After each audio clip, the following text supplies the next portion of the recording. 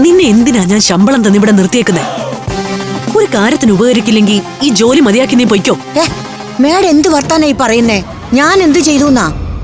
വിളിച്ച നിനക്കൊന്ന് ഫോൺ എടുത്തൂടെ? മനുഷ്യരുടെ വാലിന് തീ പിടിച്ചാ നിക്കുന്നെ. മേഡത്തിന് മാത്രല്ല, ഇവിടെയുള്ള എല്ലാത്തിനും വാലിന് തീ പിടിച്ചിട്ടുണ്ട്. മനസ്സിലായില്ല. ഇവറ്റകളുടെ തന്ത എന്തോ ഒരു വോയിസ് മെസ്സേജ് അയച്ചിട്ടുണ്ട് പോലും. അയാൾ എന്തോ ആത്മഹത്യ ചെയ്യാൻ പോകുന്നെന്നാണ് വോയിസ് പറഞ്ഞിരിക്കുന്നത്.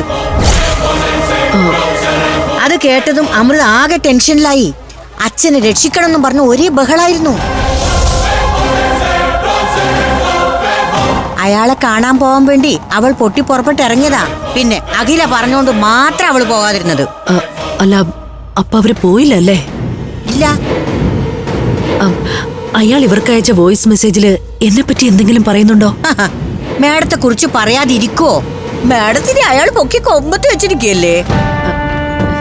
എങ്കിലിനി ഞാനിവിടെ നിൽക്കുന്നത് പന്തിയല്ല, ഞാനങ്ങ് പോവാം.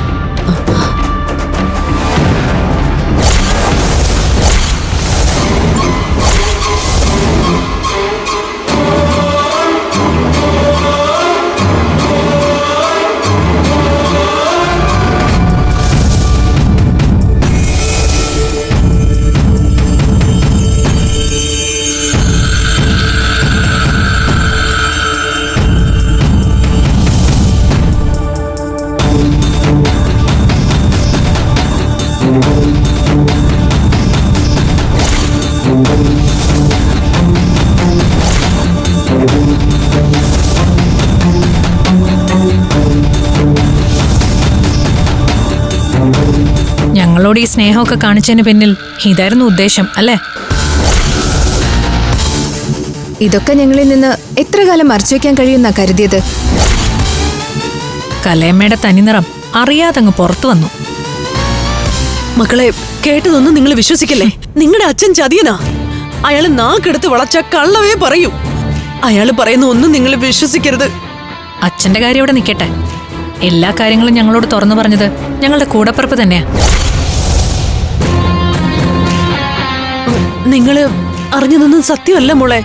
അങ്ങനെയൊന്നും പറയണ്ട, ഞങ്ങൾക്കറിയാം അത് സത്യമാണെന്ന്. അല്ലേ ചേച്ചി?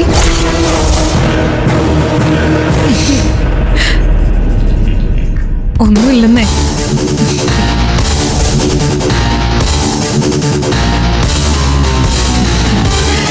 കലയമ്മയുടെ സ്വത്തുക്കൾക്ക് അവകാശികളായി ഞങ്ങളെ വെച്ച കാര്യം അനഘ ഞങ്ങളോട് പറഞ്ഞു.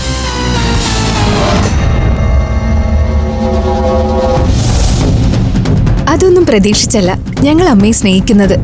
പക്ഷേ അമ്മ ഞങ്ങളോട് കാണിക്കുന്ന സ്നേഹം കാണുമ്പോ ഞങ്ങൾക്ക് എന്തു പറയണം എന്നറിയില്ല. മാഡം ഇവരുടെ പേരിൽ വിൽപത്രം എഴുതി വെച്ച കാര്യം അനഘ മോള് വിളിച്ചു പറഞ്ഞു. അതാ ഇവിടെ പൊട്ടിയ ബോംബ്. ആ, കലയമ്മ ആഹാരം കഴിച്ചോ? ഇല്ലെങ്കിൽ വാ കഴിക്കാം. ഞാൻ വരാം. അല്ല, മക്കള് പോയി വിളമ്പി വെക്ക്. മാഡം വന്നോളൂ. ശരി, വാ.